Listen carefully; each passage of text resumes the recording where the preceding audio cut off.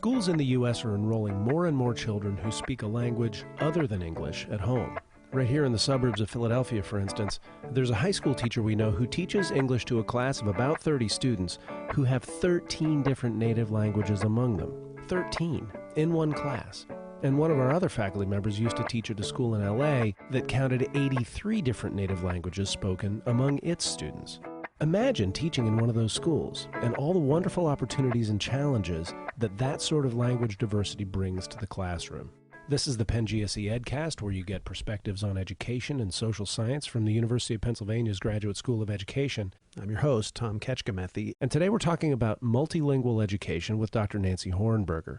Nancy's a professor here who works in our educational linguistics program. She focuses a lot of her time and her work on bilingual and multilingual education and the policies and teaching approaches that best serve language minority children.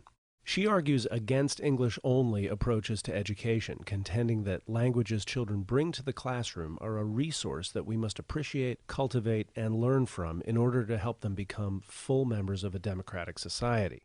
In terms of multilingual education policy worldwide, I think that always what stands out to me when that question is posed is sort of two simultaneous trends that in some ways pull apart but coexist. So what I'm getting at is the trend toward global languages, and English is certainly a big player in that arena, and simultaneously the trend toward more recognition for local languages or indigenous languages, particularly indigenous languages, but also any kind of locally meaningful, often minoritized language. By minoritized, we mean languages that may not necessarily be numerically a minority, but are minoritized in a political sense. They're not recognized in formal official contexts, or haven't been. But what I'm getting at with multilingual education policy is that both of these things are happening. There's increasing demand and government attention to helping learners in their educational systems have access to global languages, and especially English.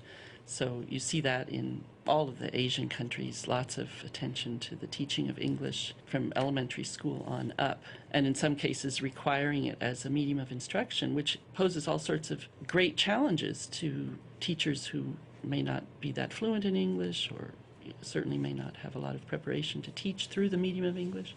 So that's a policy issue that's coming up all over the world. Simultaneously, this recognition of the importance of local, especially indigenous languages. So you have in Scandinavia for the last 20, 30 years, there's been ever increasing attention to Sami speakers, the speakers of the Sami languages in Finland, Sweden, Denmark, Norway, and parts of Russia. Those countries have actually taken some of the most creative policy approaches in recognizing the indigenous rights of the peoples, like having their own parliament, having their own government systems, and then also incorporating Sami languages into the schools as medium of instruction, but also as a second language for people who aren't speakers of the language. So how do you square these two megatrends? If these are the two megatrends, that there is increasingly an international language of survival in a global economy, business, etc., and that being English, with a resurgence of valuing indigenous languages, how do you square the value of those two? They're not necessarily competing trends, are they? They're not. How you square them is through multilingual education. So you kind of abandon the idea that education has to be carried out through the medium of only one language, which has been a model that's been held sway sort of since the beginnings of public education or universal primary education. That actually doesn't go that far back. It's kind of more with the rise of nationalism in Europe in the 19th century and the establishment of new nations in Asia and Africa in the 20th century that there's this ideology of like one language, one nation, that we have to have, a common language in order to have a common nation. And I think if we can sort of move beyond that and recognize that, yes, it's useful to have a common language that can be what we call a lingua franca across different language groups, that doesn't mean that we only have to speak that language. We can also speak other languages. We can be bilingual, trilingual, multilingual. And the value of that is that for those minoritized languages and the children who are growing up in their homes, let's say, speaking a language other than the national common language, for them to have the opportunity to start learning in their own language is invaluable for their educational success. And we've seen that in research all over the world, including in the U.S. I think it's easy, perhaps easier for people like me to see single language policy or dominant language policy, valuing that as, not kind of necessarily a national good. I mean, everybody speaking the same language does something for a nation. It does something for commerce. It does something for ease of communication. It does something for business. It does something, it seems like just ease of use, right? That there is an argument to be made for that. But what you just said was that multilingual education is much, much better for the kids, right? So tell me a little bit about why. I think that this is the thing that a lot of people don't understand. My own research has focused mostly at the classroom and community level. And when one can see learners thriving in their classroom and communities thriving as participants in a national society, it's kind of easy to extrapolate from there to think about how they're going to be much more able to participate in a democratic society as actors who are part of the community, of the national community, without being, shoved aside and marginalized. I think everyone pretty much recognizes that the U.S. is an immigrant society. If we think of what we lose when we don't enable those immigrants to contribute to our society, for me it becomes very clear what the nation loses when we don't invite immigrants, who are by definition mostly speakers of other languages, into our educational system in ways that help them succeed. We have so many problems in our educational systems in the U.S. today. And it's not even just in the U.S. Around the world, when you find the groups that are not doing well in schools, they're always, I think I could go so far as to say, they're always the groups who are coming into school speaking a language other than the dominant language of the society. Yeah, so what is the answer? And this goes to the question that you put very succinctly on your own website. What educational approaches best serve language minority children? Well, I gloss it in this, overall category called multilingual education. But one of the important things to realize about multilingual education is that it's not just one thing. So in every context, there's probably a good way to do it that might be different from another context.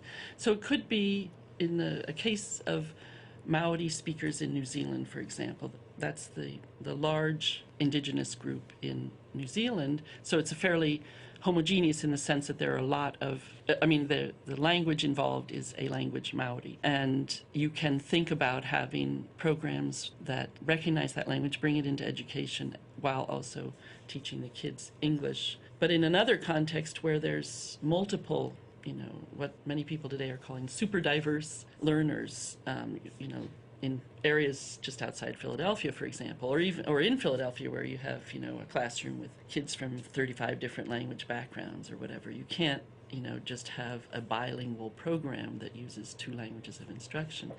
But there you can have approaches that, in a classroom context, enable learners to draw on their language repertoires. We think of the, kids, of all of us, as having a repertoire of linguistic resources that we draw on. Even people that think they're monolingual speakers actually have different registers and styles and varieties of their language that they're drawing on for different contexts, whether it's home or school or whatever. And so in those cases, you can have pedagogies that, let's say, if you have a couple of speakers of one language, they can do pair work for a while in their language, and then that kind of provides the foundation for them to then contribute to the class in English.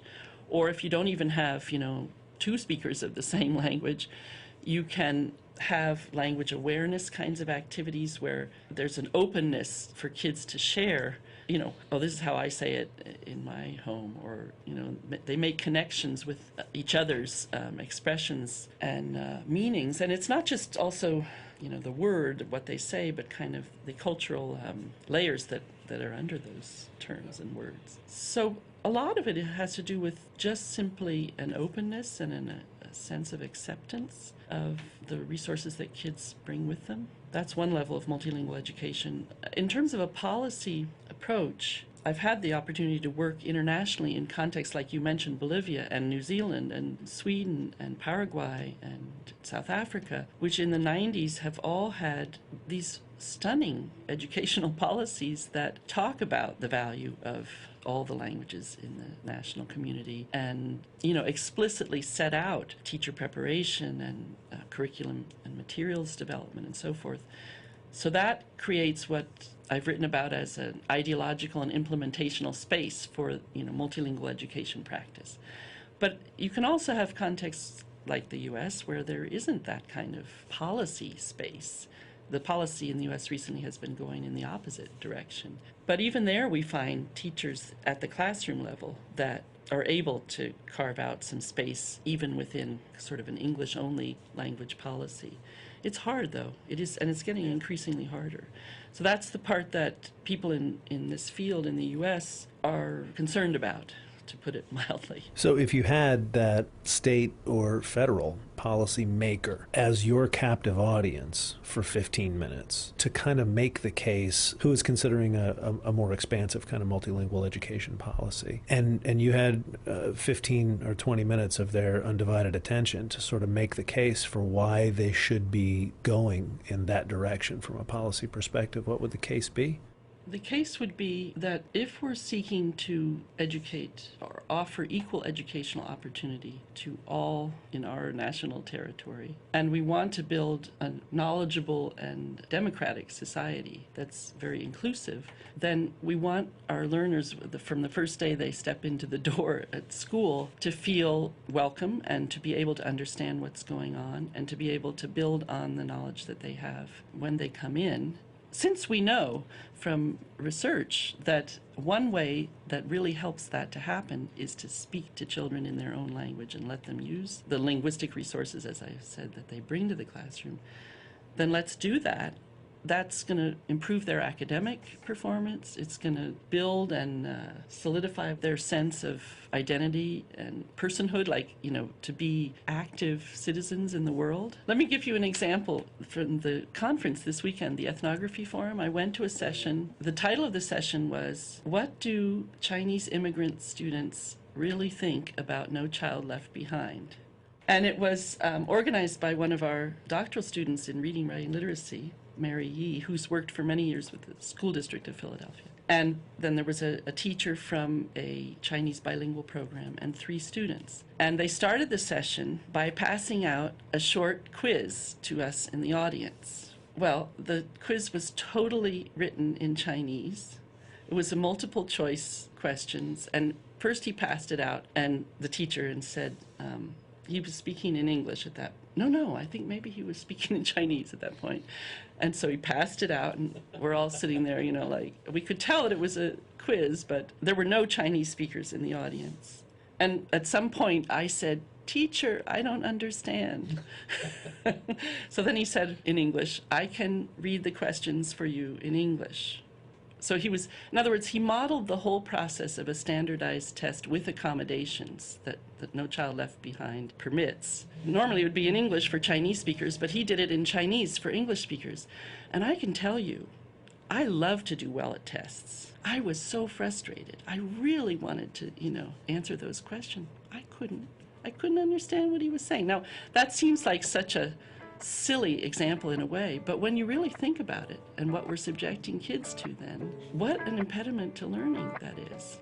The Penn GSE Edcast is a production of the University of Pennsylvania's Graduate School of Education. It's produced by me with editorial assistance from John Wallace and technical direction from Kaja Novatsky. For more about Nancy's work, you can visit our website, www.gse.upenn.edu. Thanks for downloading. See you next time.